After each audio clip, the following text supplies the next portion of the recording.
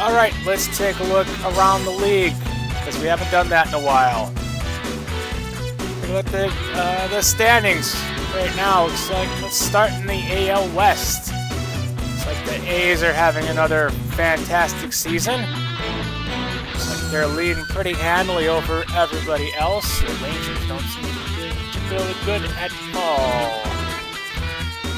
These are just the remaining area statistics. 3.74 team ERA, pretty good. What this bottom thing is for. AL Central. That would be us.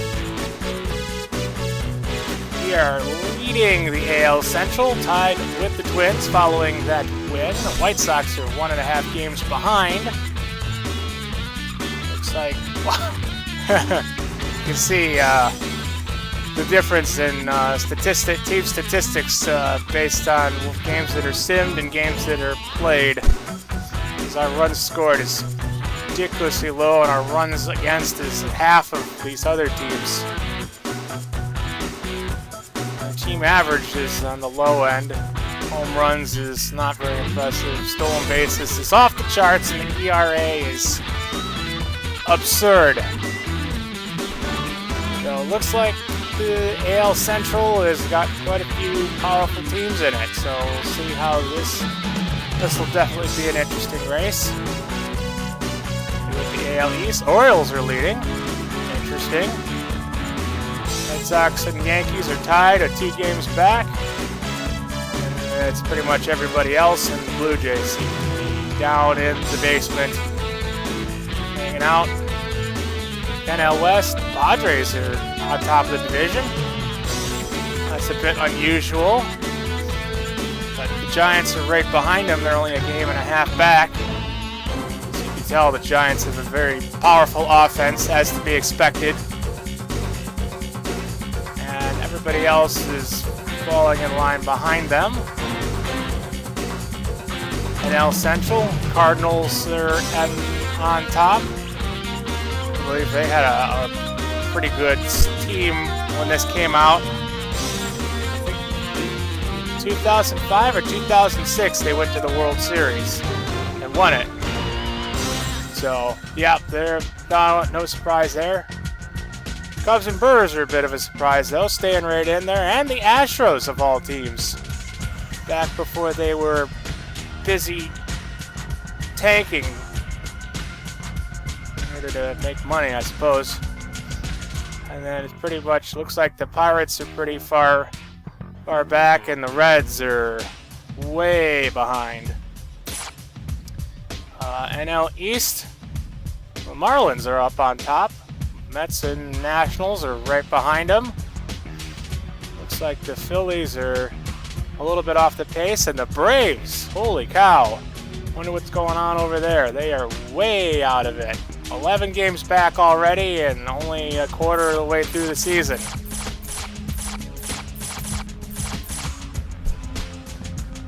Pretty hefty team ERA, but not even the most in the division. So, can't seem to go back left. Alright, so that's the standings. Take a look at the statistics. Take a look at our statistics first. Games. Fox and Crawford are the only ones that have played every game. Got a pretty good mix of players playing. Looks like everybody's had a pretty good number of shots. Even Sven Anderson and Smith have played at least almost a tenth of the season. A little over tenth of the season. At bats, Fox is on top, obviously. Crawford's leading in the hit parade. He's hitting .325, very impressive. And Martinez is actually leading the team, though, in average. We got Escobar's doing pretty good. And then pretty much everybody else falls into the 270 to 250 range. Henry and Walker, and of course Rex Cannon are not. They're not playing for their bats. Williams is up to 13 homers after last game's walk-off game winner. Peter Wolf has got 10. He hasn't hit one in a little bit. And then it's aces high and pretty much nobody else. Since, what's his name? Oh, the first baseman that I used to have. Hernandez got injured after only 6 games. Let's see, Ribbies. Tony Williams up on top, obviously. Peter Wolf. No slouch. Crawford and aces high, doing pretty well. Vic Walker and Vernon Henry are surprisingly putting in some decent performances there. And then runs. Obviously Fox and Crawford are on top with that. Doubles, Crawford's up on top with that. We got a lot of doubles though. Rex Cannon has a lot of doubles for a guy who can't, with an average underneath his weight. Martinez has quite a few doubles. Triples, obviously Randy Fox runs away with those. Total bases. Chet Crawford, no surprise there. Strikeouts, Rex Cannon, no surprise there. Randy Fox is a bit of a disappointment. Chet Crawford is pretty high. Peter Wolf is pretty high. All over 20, so that's 6 guys over 20, and they're all starters. Walks, Martinez leads the team in walks. You could see kind of my problems here with hitting. It's unusual to have many players with more strikeouts than walks, let alone this many, so that's unfortunate. Martinez, of all people, leads when intentional walks. And then we got sacrifice hits, sac flies, hit by pitch, total plate appearances. Not too different from regular plate appearances because there's not a lot of walks to compensate for that. On base percentage, Martinez, Crawford, no surprise up there. Escobar doing pretty good. Peter Wolf, bases high. Fox is down a little bit. Good slugging percentage for Tony Williams. Over 500 for Peter Wolf. Good to see. Ops, which is on base plus slugging percentage, which includes slugging percentage does include singles. And ops includes singles. And singles and walks. So no surprise, Tony Williams and Peter Wolf are up there. Crawford and aces high. Also, Duchesne and Escobar is also a pleasant surprise. Fox is 619. And Juan Martinez is being a bit of a surprising offensive force there. Let's see, toggle stats. Oh, that just changes it from left to right. Last season overall, what a bunch of bums. Look at all those zeros. And that was about it. Take a look at pitching stats. Appearances, no surprise there.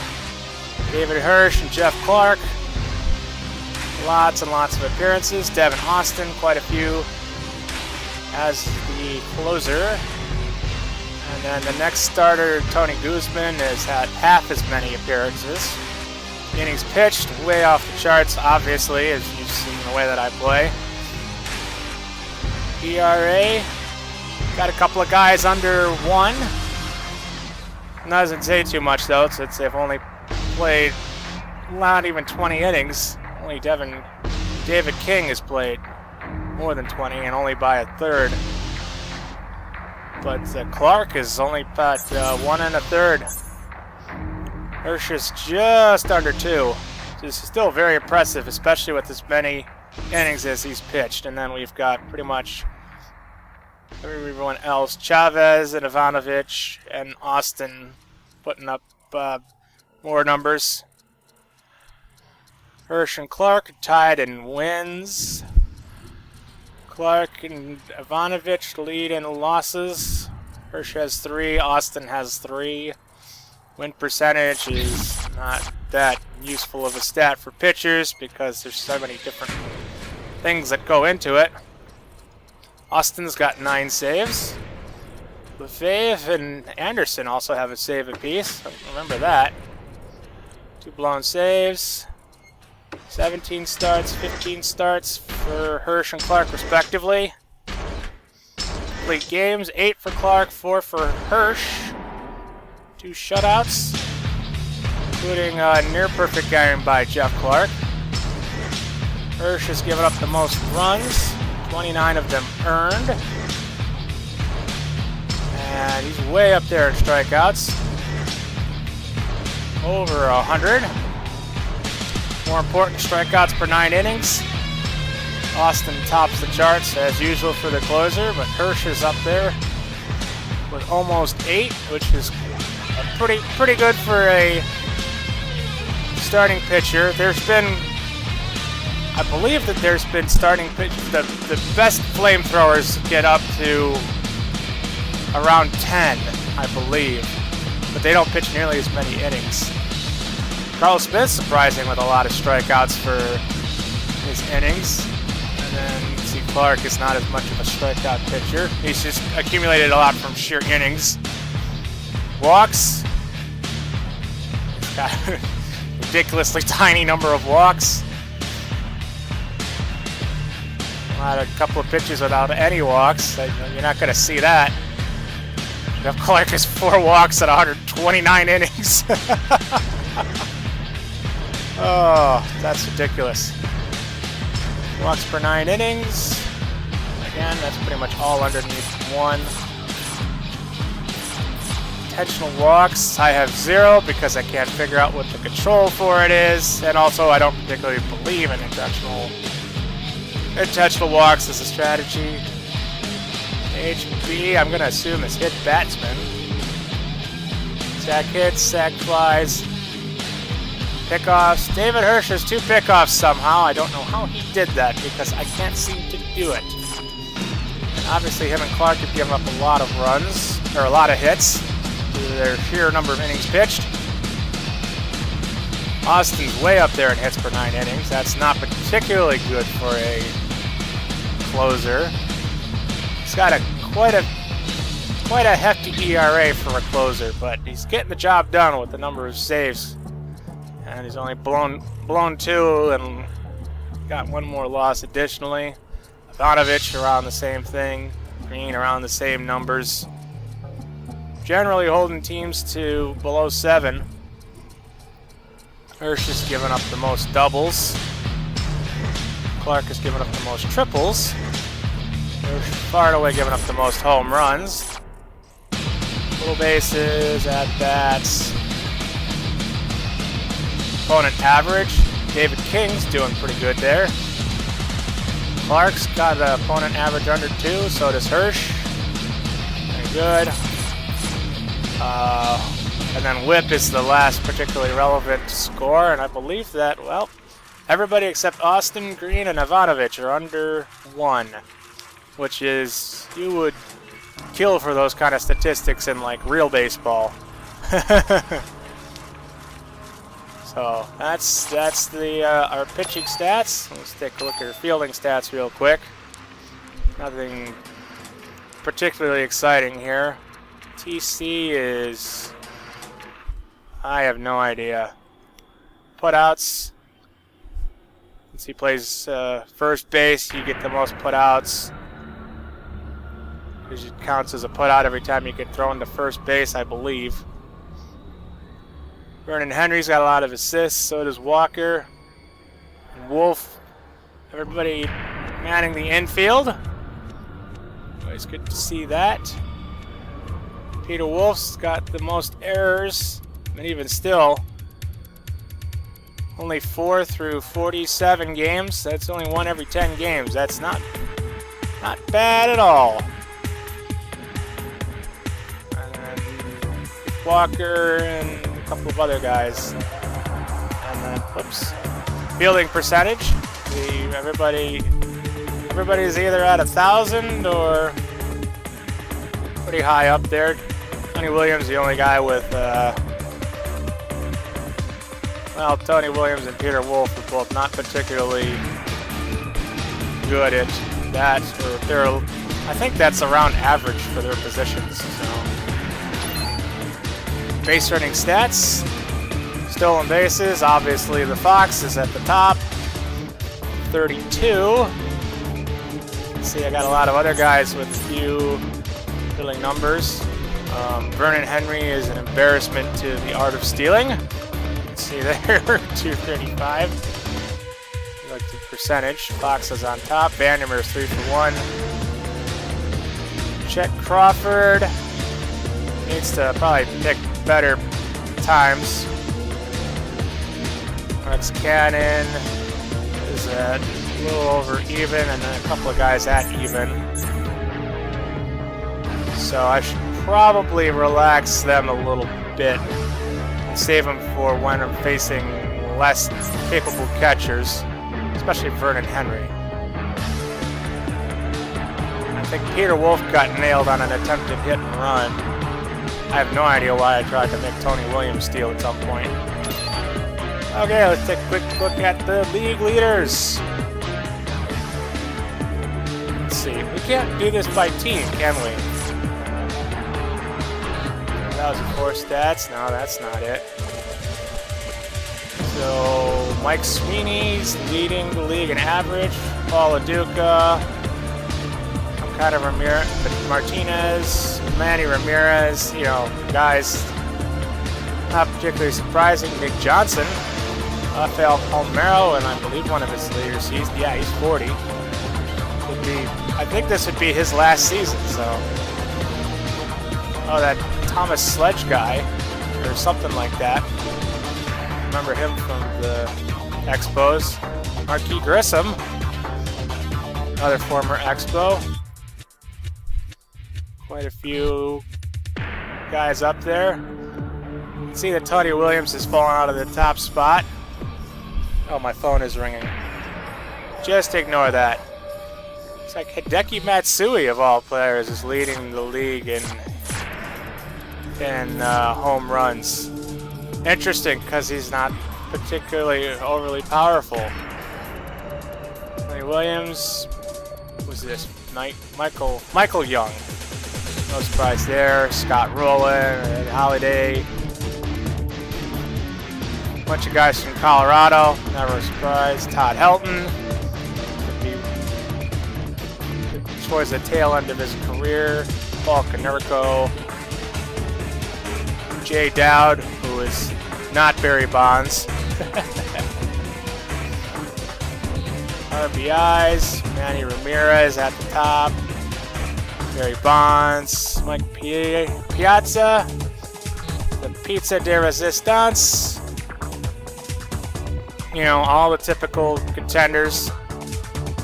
Stolen bases. Randy Fox is running away with the stolen base lead. Chet Crawford's up there too, so I need to be a little bit more careful. So you can see how ridiculously aggressive I have, since Randy Fox has twice as many stolen bases as friggin' Ichiro. So, you got your usual guys, Beltran, Podsednik, Jimmy Rollins, Omar Vizquel, of his later seasons, the former Cleveland Indian. Of course, Juan Pierre, who is in his late 20s at the time, still got some more years left in him. Runs. And now the dog is making noise. What is it with things making noise? Mike Sweeney, Juan Pierre, Marquis Grissom, typical run scores. Hits, pretty much the same story. Doubles. Let's see. We don't have anybody in doubles, unfortunately. Hidalgo, Castilla, Ramirez, Albert Pujols. Typical guys. Randy Fox is leading the league with triples. He's tied. So that's definitely good. He's at a good pace for the season. Walks, JT Snow, Bonds, Jeter, Ramirez, Matsui, Johnny Damon, etc., etc. Base percentage, total bases, slugging. See, these guys are a lot more impressive slugging than any of my guys. Let's see. Fernando Vina. There's a name I haven't heard in a long time. Lyle Overbay, too. There's Tony Williams. See, he's the first Indian. All the way down to 22nd, so. Wow, Moises Alou? He's still playing? How about that? Another former Expo. I just like to point out former Expos just because I don't know. There's like the lovable underdog franchise of the National League. Take a look at pitching. Earned runs. Let's see. Jeff Clark is probably the first starter. The rest of these guys are probably relievers. Rodriguez, Jared Washburn. Typical guys. Mike Burley. Bugeth Urbina, who was now in prison, I believe, in Venezuela. Wins, Hirsch and Clark, no surprise there. Barry Zito with 7. Whatever happened to him? He is not career pitching. 7-2. Very good. Yeah, he was going to be like the next big thing for a while, and then he just kind of disappeared. Esteban Loaiza is another name I haven't heard in a while. He's got 7 wins. Burley, Washburn. There's that Harden guy. Jake Peavy. Lots of guys with 6 wins. He saves. A lot of people up there. Braden Looper. Etc., etc. Troy Percival. Let's see. That would put Devin Austin all the way down. Well, technically, he'd be tied for 18th, I think. Let's see. Opponent average. David King, Hector Chavez, Jeff Clark, all the way up there. David Hirsch, all in the top 10. Strikeouts, no surprise there. David Hirsch with a bazillion million strikeouts. Let me check something real quick. While I continue looking through this. Jeff Clark is second. Tim Hudson from the Braves, another well-known ace. Roger Clemens and Randy Johnson in their last couple seasons. Tom Glavine, Kurt Schilling in the last couple seasons. Josh Beckett. I don't remember what happened to him. Let's see. 129 divided by 47 equals times 162. David Hirsch is on pace for 444.6 strikeouts for the season. And let's see.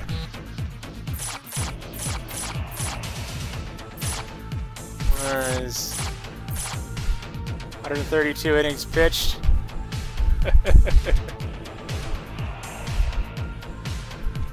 132 divided by 47 times 162. On pace for 455 innings pitched. Well, that's something you probably haven't seen since the The pre-reliever days. That would be before the 60s or so, when pitchers started playing, when they started using a lot of relievers. Walks, that's kind of useless. Let's just take a look at how everybody else has in the 20s and 30s in walks. Nate Robertson. There's a surprise. 3 and 6 though, that's not a surprise. Complete games. 8 and 4, that's obviously far and away. Cito, Radke. I think Radke just pitched a complete game against us in the loss. Freddie Garcia? No. Yeah? I don't know some of these guys' names, full names.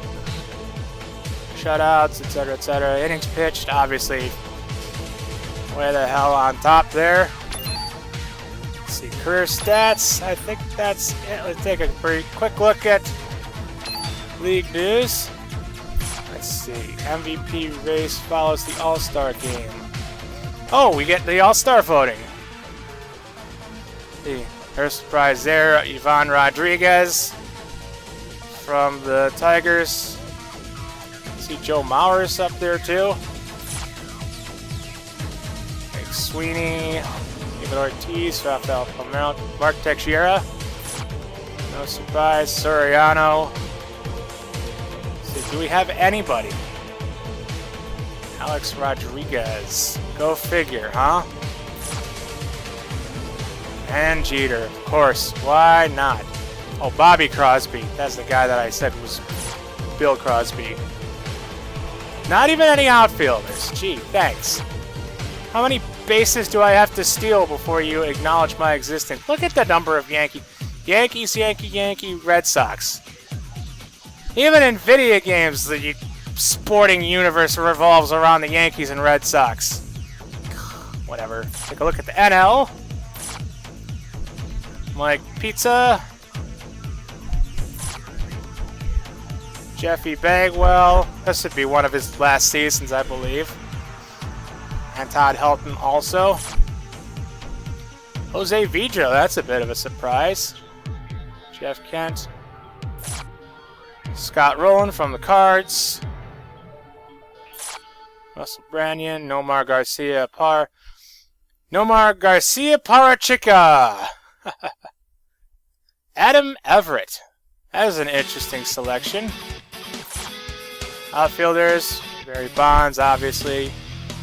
Beltran, Pierre, Sammy Sosa, all kinds of expected. Let's look at league transactions, see if there's anything interesting. Detroit signed Curtis Laskanik. Signed Todd Colon. Traded some guys. Buddy Groom. I recognize him from the Tigers. He played with them in the 90s for a while. National League, eh? Oh, it does all the leagues. How about that? John Olerud. Holy cow. There's a blast from the past. Oh, I can't right-click and see his stats. John Olerud. He played for the World Series winning Blue Jays.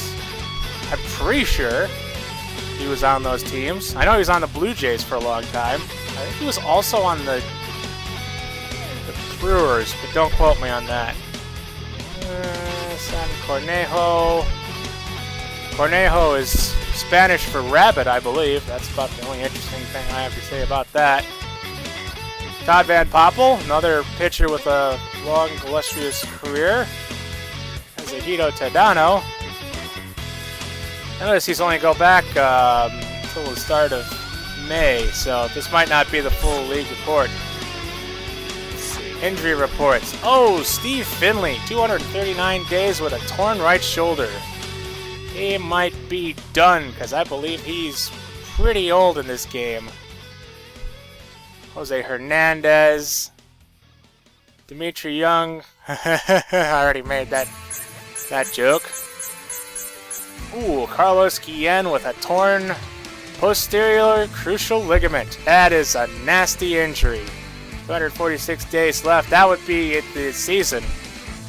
Because I think the season would be, if we're in game 47, be 120 more games, and then some off days. So I think it'd be about 140 days left in the season. 150, and then there would be the playoffs. So yeah, I would imagine that everything over 150 would be pretty much the end of the season for these guys. 21 days left, a torn ACL, 213 days, a torn left shoulder muscle for Michael Kadire. Very painful stuff. 7 days, 4 days. Joe Bobrovsky, Joe Randa, Jeff Conine, one of the more famous Florida institutions with the then Florida Marlins, now the Miami Marlins. He's out for a month or so. And I guess I'm not going to go through all of the minor leagues. League suspensions. Nobody is suspended right now. Gets suspended for getting in fights and throwing at people, if I remember right. MVP race, nothing in there. And let's see, team transactions. Does this go back further than... it seems like it only goes back to like the early May for some reason. Oh well. Okay. So there you have it. That's around the league. There's our various ratings. Fielding and running is what we're good at. That tells us the payroll too, which is good. Eric Wedge, he's been a coach for a long time. Head coach or manager, they call it in baseball. Their total payroll is $91.2 million. You can't see other teams' payrolls, unfortunately. But once we get some more capacity at our stadium, we can pay for all the cool things that we want.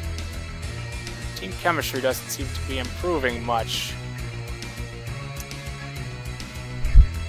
We got too many guys that are unhappy, and I don't think I can...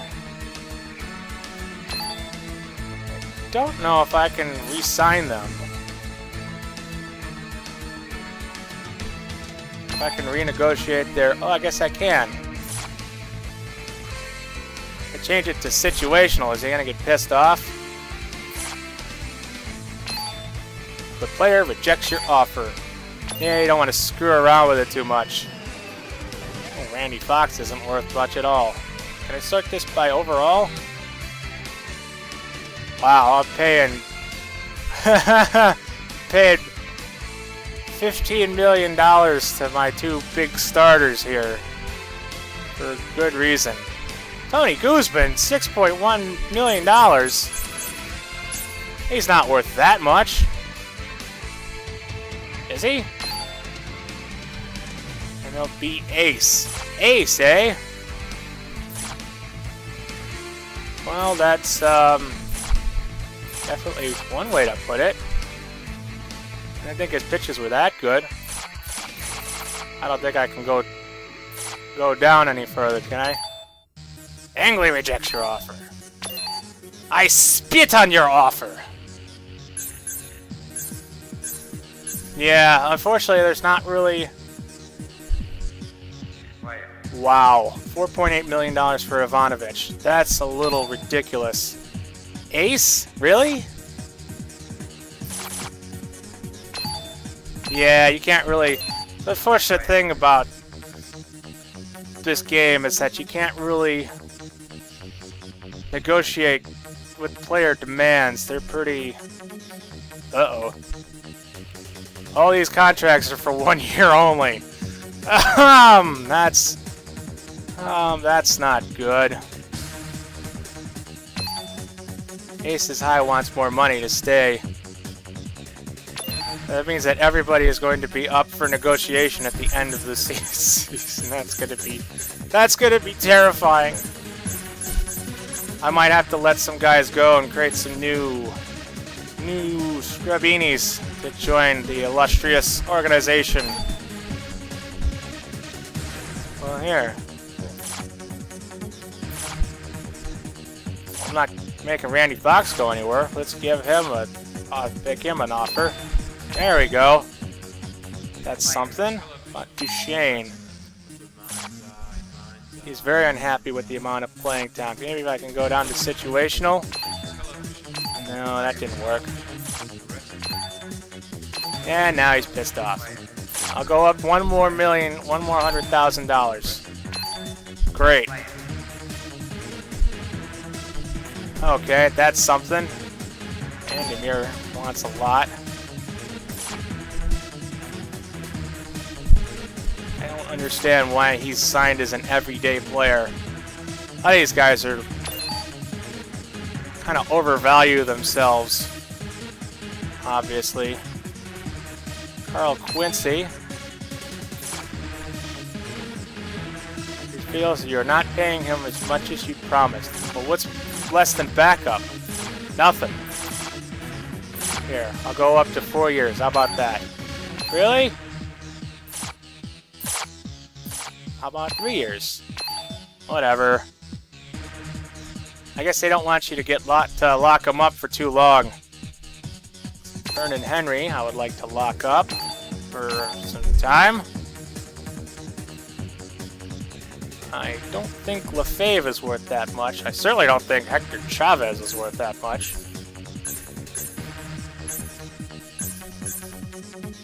Yeah, see, there's not really... Unfortunately, I can't really do anything about my pitching staff costs. Okay, I think that's going to wrap it up for this episode. So, thanks for watching. And, next one should actually have some gameplay in it. Oh, I should make sure to save this. Ha ha ha ha ha. How about that? Do you want to do that? Actually... I want to save this as not overriding the one I just made. Oh, I can't put a... I want to try to put in a dash, and it's like, you cannot have E-dash. Okay. Thank you for watching. I will see you around.